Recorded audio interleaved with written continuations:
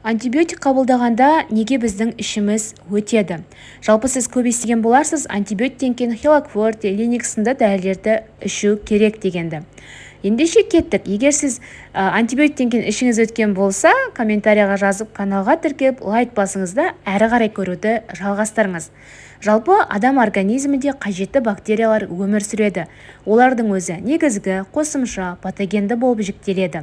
Негізгі бактерияларға лактобактерий, бифидобактерий жатады. Ал қосымшаға коли, энтерококтар жатады. Ал патогендіге стафилококк, грибби бактерияларды жатқызуымызға болады. Ал біз антибиотикті қабылдаған кезде олар жаңағы ауру шақырған бактериялармен қосып, біздің қажетті организмге қажетті бактерияларды бірдей өлтіреді. Жалпы бактериялар бізге тағамның қорытылуына, оның жақсы синтезделуіне, сонымен қатар метаболизмге көмектесетін болып табылады. Егер де біз антибиотик ішу арқылы оларды өлтіріп алатын болса, онда біздің организмізде сәйкесінше бұл қызметтердің барлығы бәсеңсейді. Сол арқылы бізде жаңағы диарея, іш өту, понос, құсу, жүрек айну сынды симптомдар байқала бастайды.